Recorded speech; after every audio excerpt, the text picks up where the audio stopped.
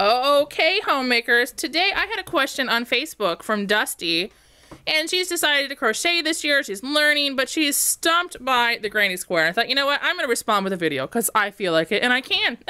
This is one of my favorite stitches because it's a way to use scrap yarn. Once again, my famous bird cage, which is actually getting kind of empty, but I like to use scrap yarn for things. So this is a baby blanket I've made, and I think it's beautiful. Especially, I took one color, I took the white, and I've rotated colors with that white, and it makes it look intentional and beautiful.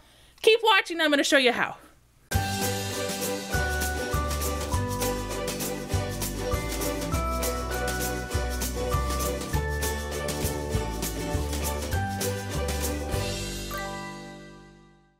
As you can see with this example, I have rotated colors every single row, which is what I prefer to do because I'm using scraps. But to make it easier, I'm going to show you how to start with just one color first. So moving that to the side, I've got some yellow yarn here. Color doesn't matter, and I'm using an F hook. Once again, the size doesn't matter of that either. It depends on what you're making. Go ahead and make a loop. Put your hook in. If you don't know how to chain, go watch my video on how to start a crochet chain. And we're going to chain 4. 1, 2, 3, 4. Once we've got our 4, we're going to go back into this first chain that we did, grab some yarn, and form a loop. This is a smaller hook than I normally use, but it's what I saw lying around, and I'm just trying to make this video really quick for Dusty so she can make her granny square. Then we're going to chain 2. And we're going to go into, it's probably hard to see, I should have chosen a bigger hook, but there's like the center of that loop that you made. We're going to wrap around and go in there, and we're going to do a double crochet. And we're going to do one more. So that first chain 2 that we did is going to count as a double crochet. And then we've got 2 more. Then we're going to chain 2. Turn, I'm going to keep pulling this thread to the side because I like to hide it as I'm working, especially since I work with lots of colors.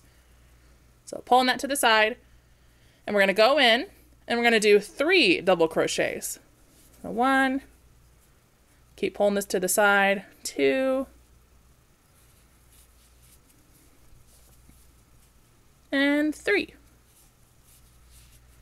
My mommy taught me this stitch eons ago, and I would just make, even though they didn't go into a project, I would just make granny square after granny square. Chain 2, and turn, and then we're almost having this hidden here. And we're going to do, you guessed it, 3 more double crochet.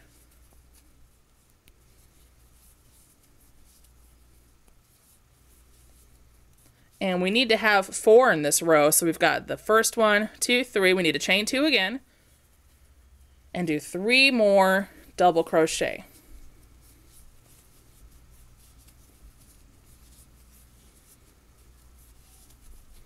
Once again, if any of these stitches are confusing, I have all of the basic stitches. I have videos for them, so just go dig back in the archives of Modern Homemakers. I have the double crochet, the chain, single crochet, all that fun stuff.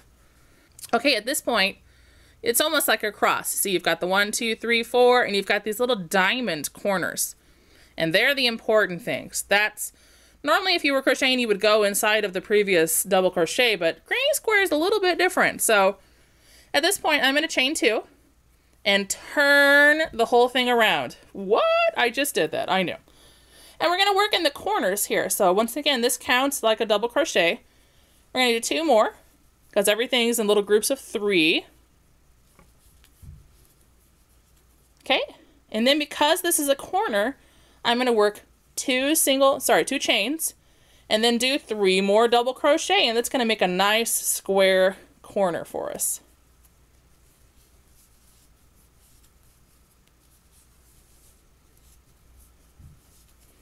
Okay, so you see that? Right now I'm going to chain 1 just to keep it from getting too tight on itself, and I'm going to go to the next diamond shaped corner. And in here I'm going to work 3 double crochet, so 1, 2, 3, and every corner in a granny square is the same, so get this pattern down. It's 3 double crochet, chain 2. Some people do chain 3, depends on how your work looks. I kind of crochet tight. And then 1, 2, 3. And once again, every corner is going to be the same like that. And then chain 1, and we're going to the next diamond shape over here. 1, 2, 3, chain 2, turn, 1, oh, don't turn, well, I'm just kind of rotating. 2, 3, chain 1. You can see it's just getting filled with these beautiful diamond shapes, which is what really makes the granny square unique, is the holes that you leave behind. And then 1, 2, 3, that, chain 2, and 1. Oops, got all tangled up here. You try to do it looking through a camera. 2 and 3. And before I can connect this, I need a little chain 1. Otherwise, it just kind of, see how it would be too tight. So chain 1. And I'm going to go into the top there. Now, you can make granny squares as big as you want. As you see with this baby blanket I've made, it's like a foot square. It was a big granny square that I made. So anyway, so I'm not going to go quite that big for my demonstration, but I am going to show you each row that you add. So I'm going to chain 2 and I'm going to turn. Every time you do a new row, you turn. And this time we're going to be dealing with more than just corners. So here's a diamond shape, so I have to work in there. So 1, 2, and it's really 3 because we count the double crochet, chain 1. We know how we act in corners, that's not different. So 1, 2, 3, chain 2. And then 1, 2, 3. So that's our corner. And then we're going to chain 1. And anytime there's just a normal diamond shape, like not a corner, you're just going to go in and do 3 double crochet.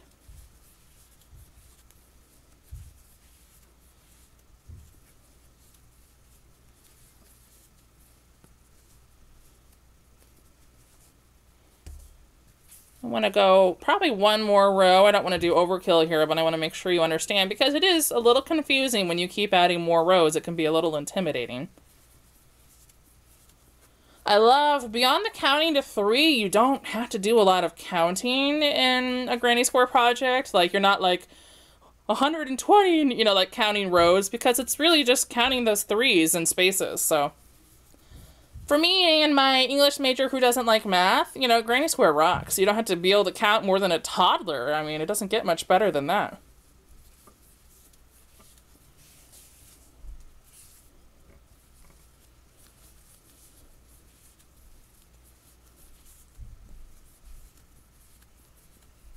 And I'm going to just start you off on one more row just to demystify any confusion that you can just keep making this bigger.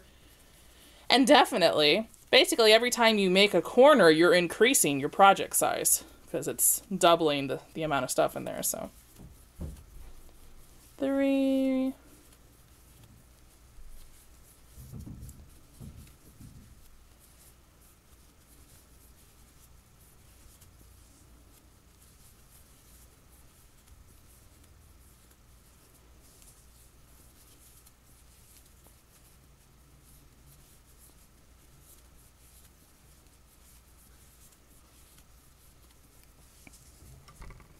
Alright, so I chained 1, going back into the original thing, and every single row is really the same. You're going to chain 2, oops, and turn, finish off wherever you are in that space with 2 more double crochet.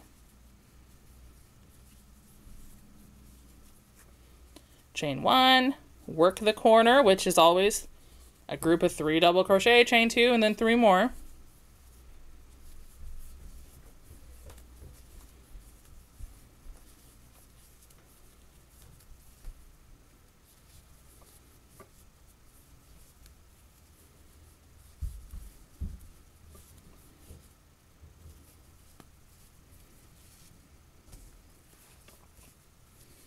And then you just keep going into those spaces. So 3 double crochet, chain 1, always the chain 1, 3 double crochet,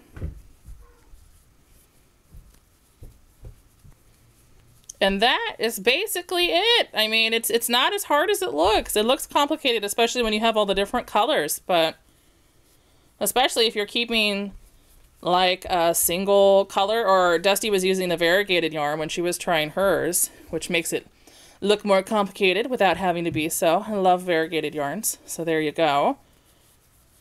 But you're just going to keep repeating that over and over. And since I already have the tripod set up and my 3-year-old's leaving me alone, I'm going to go crazy and shoot a second video where I show how to change colors in every row, or every other row, or however much you want to change your color. So go watch that video too, and you'll know how to switch colors. I hope this answers your question, Dusty. Thank you for leaving a question on Facebook. So if you haven't already done so, please come over and like my Facebook page so you can be a part of more frequent than videos. And, you know, hopefully I can answer your questions too. I love my little questions.